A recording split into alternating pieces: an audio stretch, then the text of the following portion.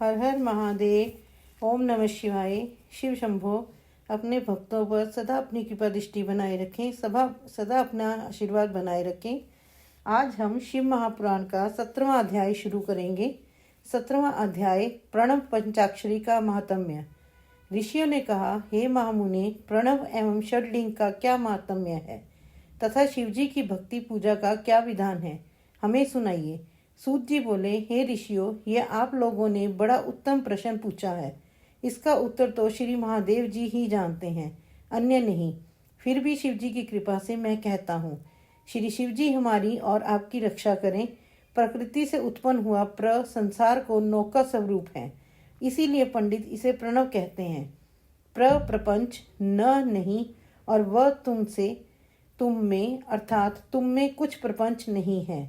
यही प्रणव का अर्थ है, जो अपने वाले को मोक्ष देता है, और इसीलिए यह प्रणव कहा जाता है। यह प्रणव माया से रहित होने के कारण सर्वदा नवीन है, और इसी से पंडित इसे प्रणव कहते हैं। यह प्रणव सूक्ष्म स्थूल दो प्रकार का है। इसको एकांत में जपने से भोग की प्राप्ति होती है, और जो इसे 36 करोड़ जप लेता है वह योगी हो जाता है। यह अकार, उकार, मकार, बिंदु और नाद सहित तथा शब्द, काल, कला से युक्त है, अर्थात अ, उ, म इन 3 दीर्घ अक्षरों और मात्राओं सहित प्रणव होता है, जो योगियों के हृदय में निवास करता है।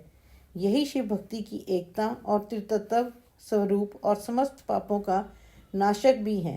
प्रवृत्ति के इच्छुकों का ऋषभ प्रणव के जप से सारे पाप स्वयं ही दूर हो जाते हैं, तथा निर्वृत्ति के इच्छुकों को दीर्घ जप करना चाहिए। वेद के आदिम तथा दोनों समय की संध्या वंदन में सर्वप्रथम ओंकार का प्रयोग करना चाहिए।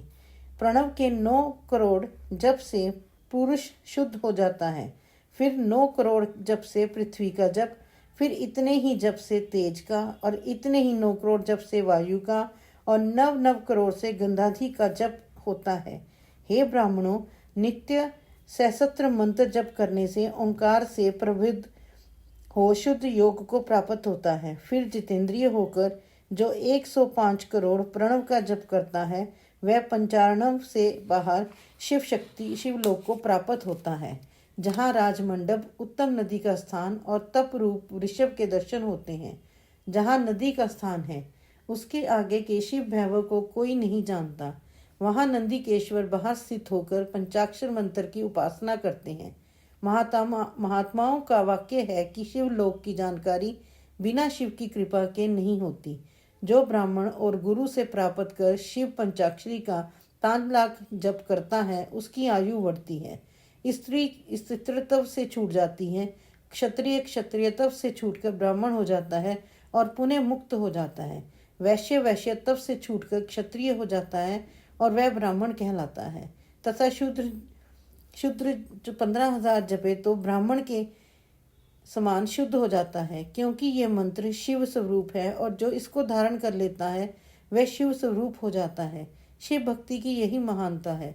जो जितना ही कर्म पूर्वक शिव मंत्र जपता है, उसकी देह में शिव जी की उतनी ही स्निग्धता प्राप्त होती है, इसमें संदेह नहीं।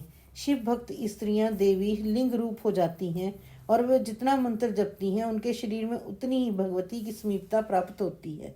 शिवजी की पूजा से विद्वान को आनंद की प्राप्ति होती है। शिवलिंग की पूजा शिव शक्ति की पूजा होती है, और जो भक्त भक्ति पूर्वक षोडशोपचार युक्त पूजन करता है, वह शिव स्वरूप होकर शिव को प्राप्त हो जाता है। ये अध्याय वेद सम्मत है। जो इस अध्याय को पढ़ता है, उस पर शिवजी की अद्भुत कृपा होती है, और वह सिद्धियों को प्राप्त कर लेता है। हर हर महादेव। जय जय श्री राधे। कर्पूर गौरम करुणावतारम संसार सारम भुजगेन्द्रहारम सदा वसंतम हृदयारविंदे भवम भवानी सहितं नमामि। भवम भवानी सहितं नमामि।